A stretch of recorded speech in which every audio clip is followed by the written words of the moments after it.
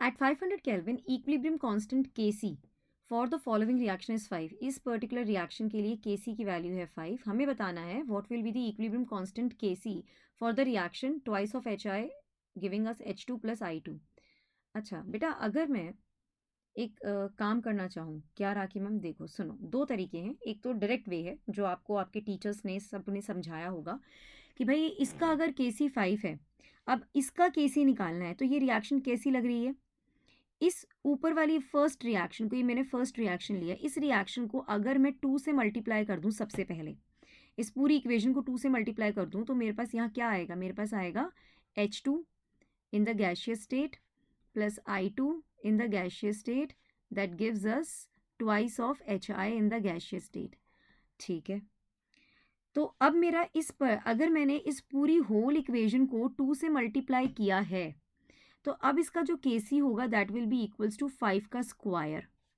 और अब अगर इसी इक्वेशन को मैं रिवर्स कर दूं, that means twice of HI gives us H2 in the gaseous state plus I2 in the gaseous state, ये हो जाए, तो अब इसका Kc क्या होगा, इट विल बी 1/5 का स्क्वायर, दैट मीन्स 1/25.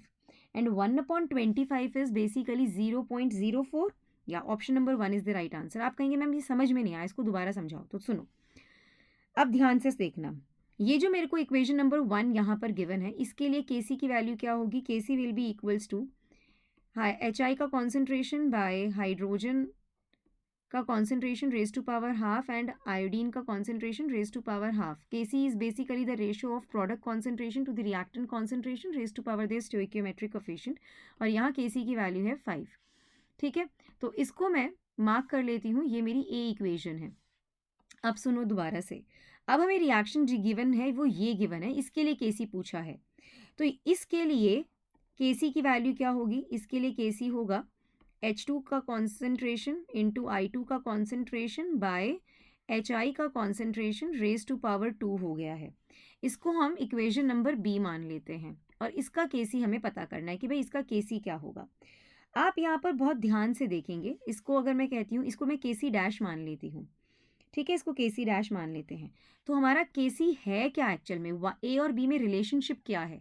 ए और बी में रिलेशनशिप सिंपल इतना सा है कि आप यहाँ पर देखो, Kc dash is H2 I2 upon HI का स्क्वायर, और ये है HI बाय H2 का हाफ, I2 का half, I2 raise to power half, H2 raise to power half. अगर मैं इस ए वाली Kc वाली एक्सप्रेशन को रेसिप्रोकल कर दूं और उसका स्क्वायर कर दूं, देखो मैंने ए इक्वेशन ली है, अब इस ए इक्वेशन को देखो, मैं ए इक्वेशन के बारे में बात कर रही हूँ. ठीक है, ए इक्वेशन को मेरे को क्या करना है, ठीक है, मैं इस ए इक्वेशन को कह रही हूँ कि इसको मैं रेसिप्रोकल कर देती हूँ. ठीक है, तो it will B 1/Kc, that will be equals to H2 raised to power half I2 raised to power half by HI. मैंने रेसिप्रोकल कर दिया, तो मेरा यहाँ पर Kc 1/5 ही हो जाएगा. हाँ जी मैम. अब मैं इसका अगर स्क्वायर कर दूँ तो, हाँ, इसका अगर मैं कर देती हूँ स्क्वायर, तो भाई इनका भी स्क्वायर होगा और इसका भी स्क्वायर होगा. So it will be 1/25 is equals to 1/Kc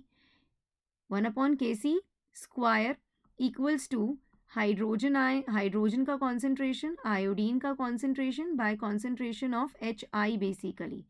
और ये जो मेरी एक्सप्रेशन है that is same equals to this. So मैं ये कह सकती हूँ कि Kc dash is equals to 1/Kc का square, that is equals to 1/25, that is equals to 0.04. So the answer is 1. दोनों तरह से आप देख लो, आपका यही आंसर मिलने वाला है. मैंने दोनों ही तरीके आपको यहाँ पर बता दिए हैं.